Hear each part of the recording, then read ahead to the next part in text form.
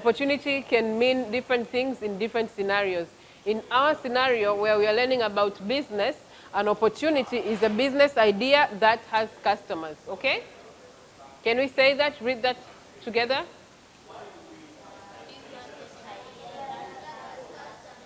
Yes, an opportunity. Kwa Kiswahili inaitwa fursa. Fursa ni wazo la kibiashara ambalo lina wateja. Sawa? Who can give me an example of an opportunity? If you have a business, tell me the opportunity you saw that made you start a business. Yes. Stand. To get money for your family. Is that an opportunity? To get money for your family, is that an opportunity? Yes or no? No, it's not an opportunity. That is the reason why someone starts a business. But an opportunity is a problem that you will see, and then you think, aha, I can make money out of this problem, okay? If I solve this problem, I can make money. That is an opportunity, okay? Yes? Starting a school. That is the solution. What was the opportunity? Good. Clap for her. Please come to the front and say that the problem and the solution. What was the what is the opportunity and what is the solution? They are loud for everyone to hear.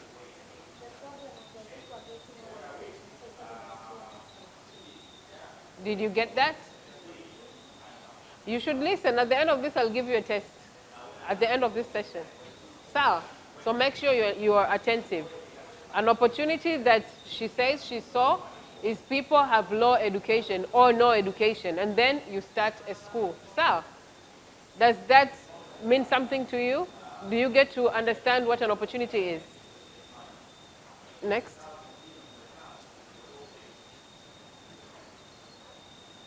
So how to spot a business opportunity. So today, by the end of this session, all of you should leave here with a business, and this business comes from this exercise, okay? If you already have a business, you'll keep that business, but you have to walk backwards and know what is the opportunity that you saw, all the way to creating the solution you created. So how to spot a business opportunity? Solving a problem, okay?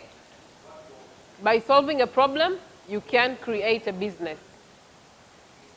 So I'll want to ask you to tell me what problem do you see here, where we are now, that can result into a business. What is the business opportunity that you see from a problem that is around here or around your home? We are supposed to solve a problem by creating a business. So what problem do you see here or around your home that we can make it a business? This one is too smart. I want new faces. Iman.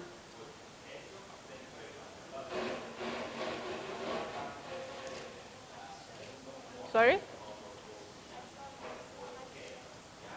There's not much shops. That is a problem, right? Because now you have to walk a long distance to buy something, right? Another problem? Another problem. The boy with glasses, tell us your name and then tell me the problem. Sorry? Elvin. Loud? Yes, Nathan? The problem? I can't hear you.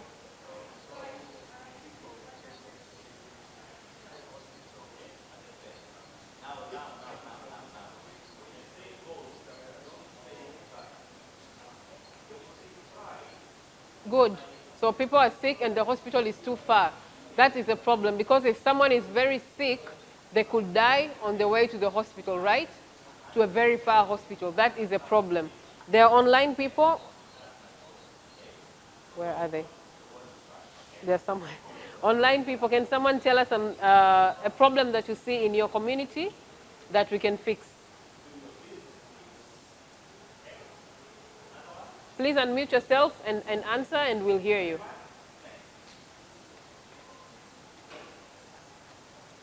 Anyone? My name is Brandy. Yes. And the problem is with roads in our area. The roads are they have too much stone and there could be a car accident. So the problem she sees in her community is the roads in her area have too many potholes. They have holes that could cause an accident. So later you'll tell me how we make a business out of that problem. So hold on to that, and then later you'll tell me the business out of it, okay? Sorry? Oh, can you say your name again? Randy, sorry. My name is Randy. Oh, okay, Randy, got that. Please hold on to that thought and you'll tell us a solution, a business that we can start to fix that problem, okay? So you can create or get a business idea by looking at a problem around you that is a problem to many people, okay? Like they say, there's no shops around you, so you think, what products do people mostly want to buy? And they wouldn't, they are happy to pay money if you bring the solution close to them. So look for problems, because problems are opportunities, okay? They are opportunities for you to make money. If you're smart enough, you create a solution and you make money from that problem. The second way to spot a business opportunity is find gaps in the marketplace. By gaps, I mean, and it's same example. A problem is when there is no shops at all. Problem two, there are shops, but they don't have all the variety of products that people want, right? So there could be a shop around your home. It's near, people can get to that shop, but it only sells, let's say, candy. And we know there are people who need mafuta ya kupikia, they need mchele, they need other things. But the shop that is around your home does not have these things. So there you spot a gap that, yes, there is someone who has fixed the problem to not having a shop nearby. They brought the shop, but the shop does not solve the problem entirely. It does not solve the problem 100%. That is why you see around your home, there are more than 3 shops, 3 to 4 shops in your home, right? And as a business person, you'd ask yourself, yes, there was a problem of no shops here. Entrepreneur 1 opened the shop to solve the problem. Why did the second and third entrepreneur open shops to fix the same problem that someone else already fixed? Why? Yes, tell us your name. In orange. Yes. Stand, tell us your name and tell us why. Please stand. Your good name? Timothy. Timothy. Yes, Timothy, tell us, why would there be a problem of no shops? Entrepreneur 1 opened the shop to address that problem, and then entrepreneur 2 and 3 also opened the shop around the same area to fix a problem that has been fixed. Why?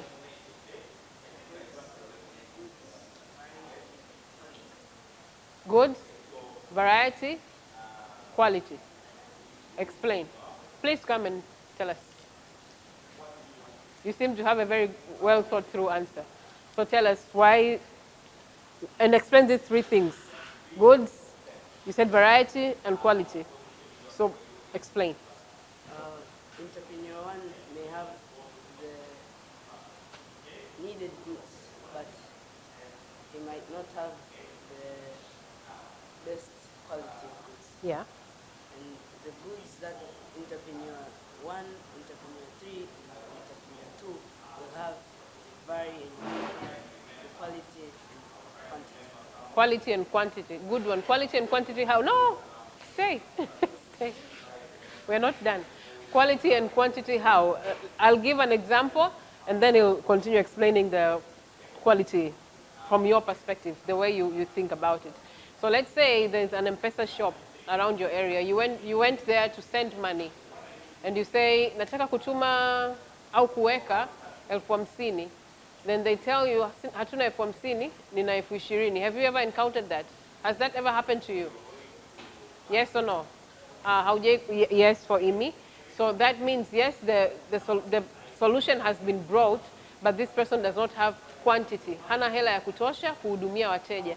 Kwa hiyo akija entrepreneur wakala mwingine ambaye ana hela nyingi kuliko huyu wa kwanza, then people will also take up their service, right? tell me your idea of how the shop would not have quantity or quality.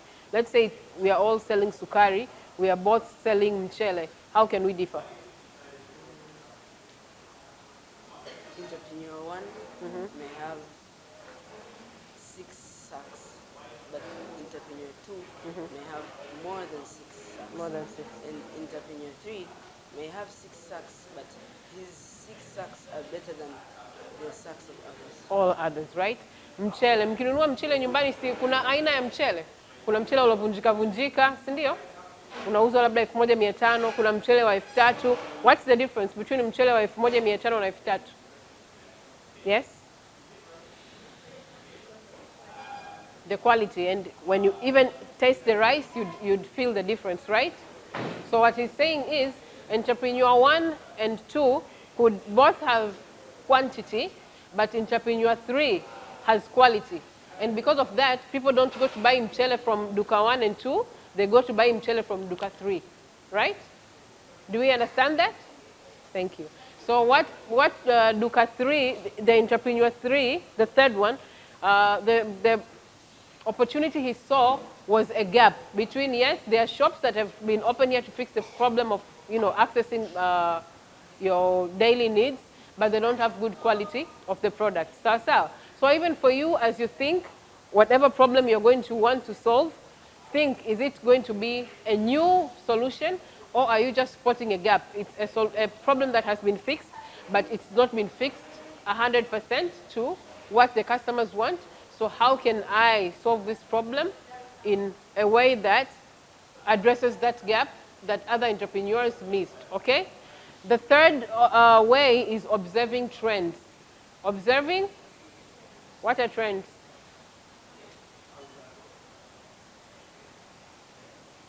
Trends, anyone? Do you know what a trend is? Yes? Something that is current?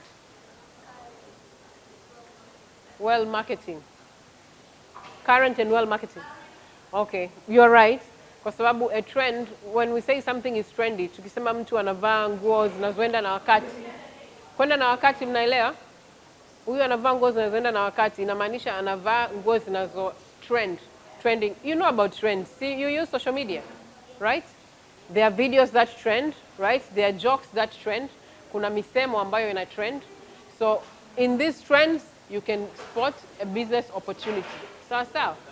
There is a student ambayo yuko kwenye level ya pro, yeye anatengeneza t-shirts, lakini anaangalia trendy words, maneno yanayosemwa kwa sasa, anaya print, and that becomes a t-shirt that people would want to wear, kwa sababu it's written trendy words. What's the trending words right now, anyone? Neno gani lina trend kwa sasa that we could use it to create a business opportunity? So just tell me the trending words, and then I'll tell you how you can turn it into a business. Msemo unao trend. Huh? Father Bernard. So if we print a t-shirt that says Father Bernard, will you buy it? Yes. So that's an opportunity right there, okay? So creating a business is not that hard as it seems. Unaangalia trends, and you can create a business out of a trend. Unaangalia gap kwenye marketplace, and you create a business out of gaps. Kwa mfano, notebooks au madaftari. Madaftari ya shule sasa hivi, everyone uses the same exercise books, right?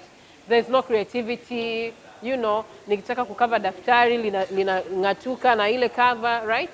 When you cover your book, it detaches itself from the main papers. So finding a gap is someone coming up with a creative idea of a book that is either strong or more good looking. Like if I'm a girl, I could use my pink books and, it relates to my personality. If I'm a boy, I could use my blue books, or I could get nice covers. We don't all have to have brown covers, right? So that is a gap. The covers are there, the books are there, but what is that one thing that is missing that could make the product nicer, okay? And then obviously solving a problem, which is the common one.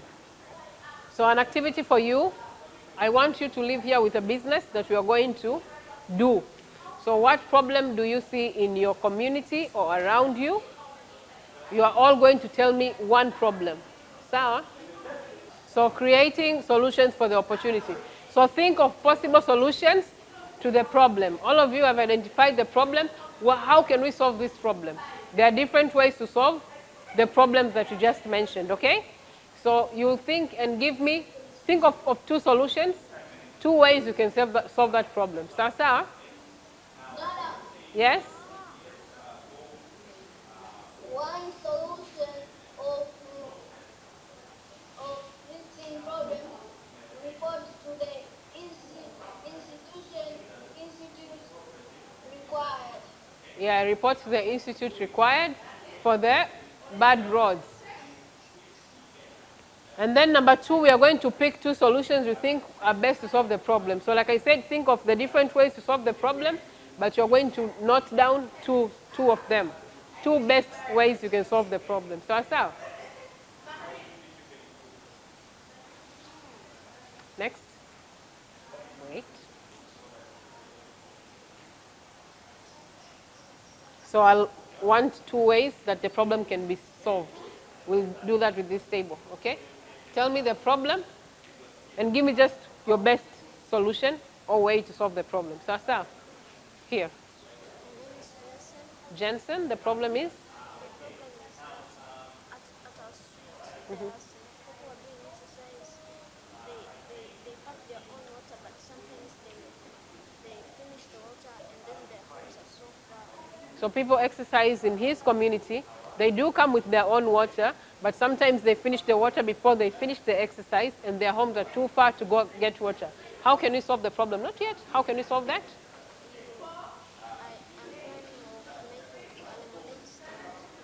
Oh, great. So he's going to create a lemonade stand so that at the place where they're doing exercises, so that these people who run out of water or who do not bring water can buy his lemonade to freshen up, to refreshen, right? Is it, are they going to be called or your lemonade? Cold. Great. So this will help people who are exercising and they don't have water. Joseph, the problem? No stationery around your home, stationery shops. How can you fix that? Reporting to the government that there is no stationaries. Is that a good solution? There is no stationery shop around his home, and the solution is to report to local government. Will local government help us? Yes or no? No. So think of another solution, and think of a solution that you can do it. Think of another solution for stationaries, because if you tell the local government, they won't open a stationery shop for you, right? So think of another way to solve that problem. Davin, problem? No? Pharmacy. Yeah, solution?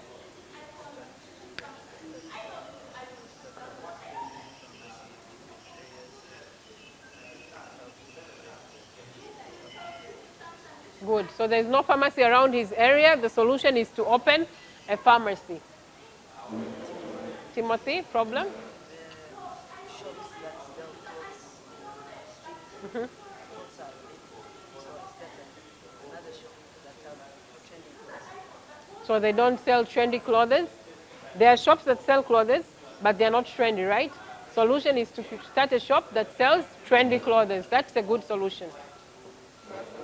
Who? Raphael, yeah? Problem? People are hungry. Solution? To open a food truck which you can do around the community, serving the people who are hungry, and maybe opening a restaurant somewhere. Yes. So restaurant or a truck that goes around selling food.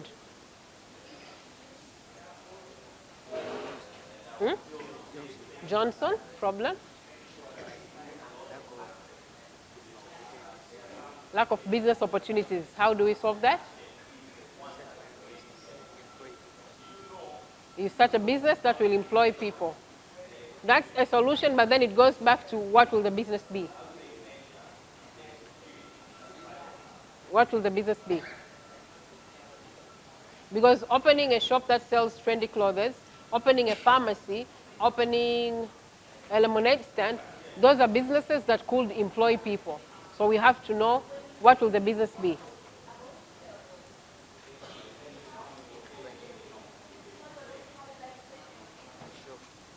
A shop. A shop. So a shop could be one, but the problem of people not having a job can also be solved by educating them about entrepreneurship so that they can start their own businesses, right? So a solution could be training, a boot camp that trains people how to start their own businesses so that they don't rely on jobs which are not there. Sasa? So that could be a solution. Shiraz? No photo studios. No photo studios. How can we solve that? By starting a photo studio. Great. You have a question? The solution. We'll come back to you. Don't worry. And then how can we make money from the solution? So you all have thought of a solution. Pick one and then tell me how you'll make money from that solution. This table. How will you make, what's the problem, solution, how you'll make money? This? Famine. How do you solve that?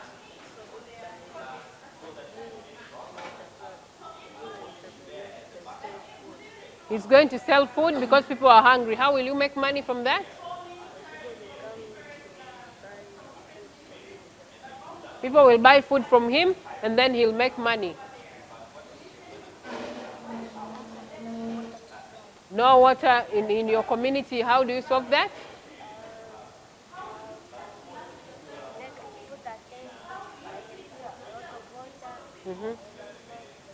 He's going to put a tank, fill it with water, and sell the water to the people. Where will you get the water from?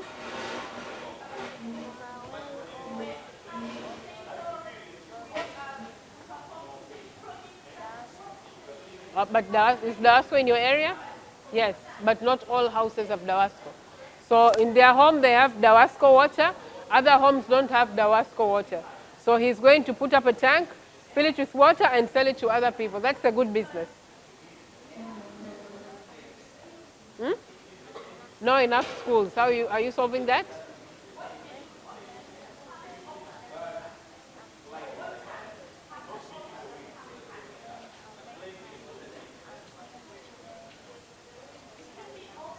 So people need tutoring services. She's going to start tuition at her house after school, and people pay 1,000 for her to teach them the subjects that she knows. That's a good business. Not enough shops. She'll start her own shop. People will buy from her. Good one. So spotting an opportunity is not enough. You have to know how to fix it, and then you have to know how you're going to make money from it. If that solution does not make you money, it's not a business. That is charity, okay? Do you know what is charity? Unafanya kazi za msaada, hiyo sio biashara, si ndio? Ili iwe biashara, lazima ikutengenezee nini? Pesa. Sawa. So you have to be creative and think how you'll make money from us or not yet. And then so now with this solution that you have thought of, you have to test it to your family and friends. Sawa. Kama ni duka, you try it first to confirm kama watu watanunua bidhaa kutoka kwako before you can now open a shop. Sawa. So first you test it with your family and friends by selling few things around your family area or 2-3 houses that you are friends with, and then learn from it so that you can improve your business. And then number 5 is knowing if people are willing to pay for your product. Because if they are not willing to pay for it, you don't have a business, right? If you're going to open a pharmacy, but the people around your community are so poor, they can't pay for medicine, they expect you to give the medicine to them for free, that is not a business. So you have to know, are people willing to pay for it? That's why we say test it around few people so that you see if they are willing to pay. And if they are willing to pay for it, how much, right? You can start a photo studio Yes, there's no studio around your home.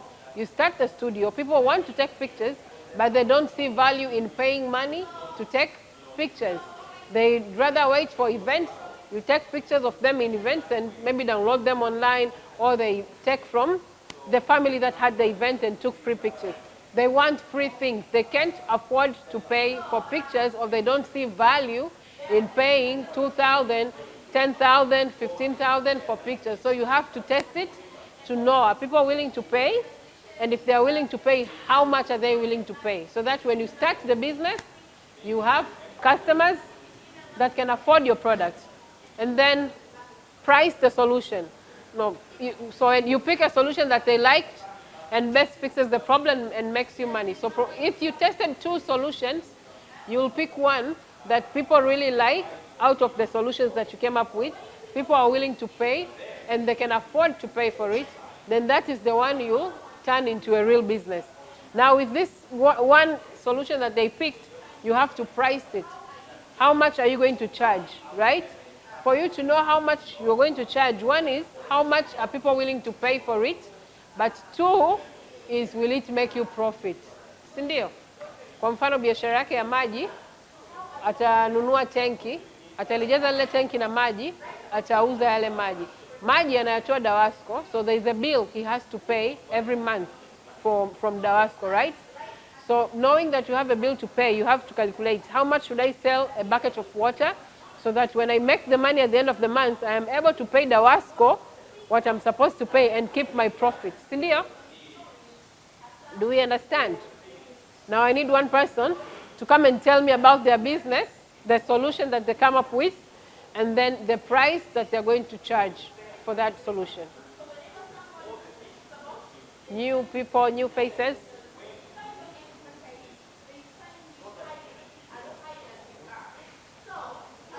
Come and tell us.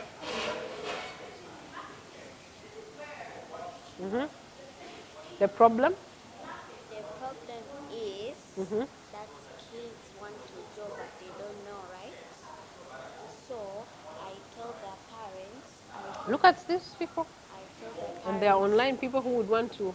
I can tell their parents, when I have 1,000 or 10,000 per month to teach them how to draw, or per day 1,000. So per day, 1,000. So the problem is people want to draw, but they don't know how to draw. She wants to teach kids how to draw, and she will charge them 1,000 per day or 10,000 per month. Parents will pay, and then she will teach these kids how to draw. Is this a price that parents will be able to pay, or they'll be willing to pay? 10,000 per month or 1,000 per day? 10,000 per month. 10,000 per month is okay, but will it make you profit? Because are you teaching them how to draw from your home, or are you going to teach them at their homes? At their homes. That means you'll need transport money, nauli ya kwenda kumfundisha nyumbani, si ndio?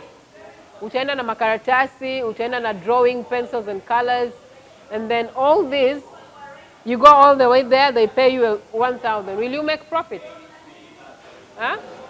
Nimetumia nauli shingapi kwenda, labda tuseme 2,000 kwenda na kurudi. So that will mean 5,000 per day. 5,000 per day. So 2,000 kwa nauli and maybe 3,000 on drawing materials. I've spent 5,000 to go and teach Imi how to draw. And then Imi's mom pays me 5,000. Have I made profit? Yes or no? The girl in green, tell us, yes or no? You? Have I made profit? Why? Loud?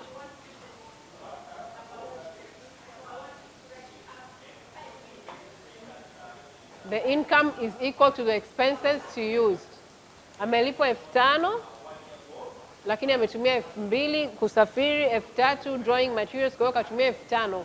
Gharama yake ya biashara ni 5,000 na amelipwa 5,000. Kwa hiyo hajatengeneza faida. Hajatengeneza hasara. Hasara labda ni muda wake, lakini hajatengeneza faida. So how much is the right pricing for her business?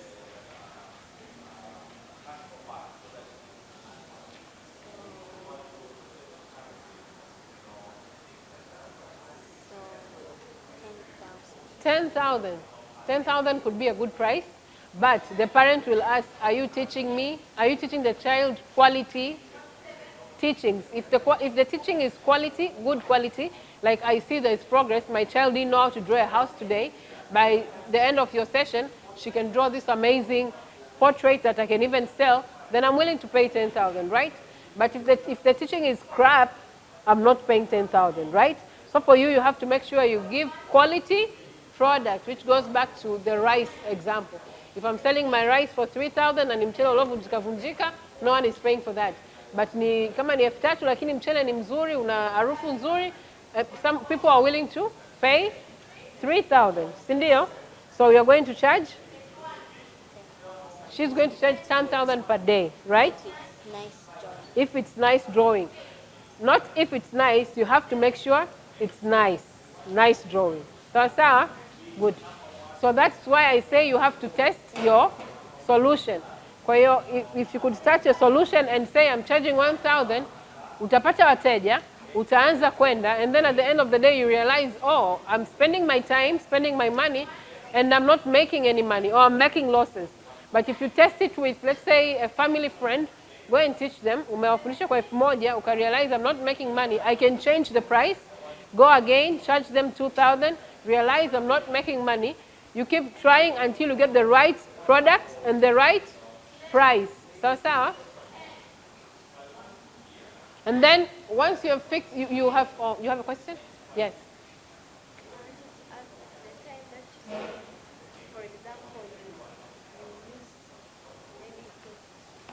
It's not a profit. Did you hear her question?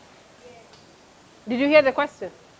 So anasema, what if yes, nafundisha kuchora na charge 1,000, lakini gharama ya usafiri kwenda kumfundisha huyu mtu silipi mimi. Analipa mama au uncle au nani. Naenda namfundisha na pewa 1,000 and I keep it. Is that profit or not? Is it profit or not? Is it profit or not? It is. So it is profit, but is the business sustainable? Can I grow the business when I want to go to have 10 customers? My uncle will have to drive me to these places, to these different kids every day, teach them, and then just make money. That uncle has to be very generous to take the time out of his day and drive you around, teach people, get your 1,000, come back home. Will uncle do that? Your uncle will. You have a very nice uncle. So that won't be a business. It's something that you can do when you're testing out your solution. When you go visiting your uncles and friends, that's when you can test it and perfect your skills of drawing and your business before you now launch a formal business. When you launch a formal business, it has to be sustainable, something that can grow. And remember, your uncle is only giving you transport. You still have to buy the papers and colors. If mom is buying this again for you, this is not a business. This is something else. It is not a business you own. This is something you're doing for fun, and your parents and uncles are financing you to have fun with it and make your 1,000s. But for it to be a business, you need to have a price. You need to plan your cost for transport. They have to be on you. They should come from the business. Your cost of buying the papers and colors should come from the business and not from your mom or your uncle. If mom or uncle gives you money, it's either a loan that you have to pay back, or they are investing into your business. If you make profit, you share with them, right? So, and if the money is coming from uncle or mom, you won't value the business. You won't feel proud that I've done this by myself and I've made this profit and I can grow my business and it's mine. It's something that I have done by myself. If you do it through mom, dad, that is mom and dad's business and not yours, okay? And then produce many of the solutions. So again, like I said, if it's teaching, you have tested it with one person, you know now the price is 10,000. Now you can say, you can recruit more students that you can start teaching. Si ndio? Kama ni studio, umempiga picha mtu mmoja, ukapata bei, ukaielewa, sasa naitangaza biashara yangu, nipige picha watu wengi, si ndio? Then that means more money for you, right? And then you sell it to as many people as possible, and the business can be physically or online. Physically is having a store, a duka where you stand and sell. Online is where I post the things I'm selling.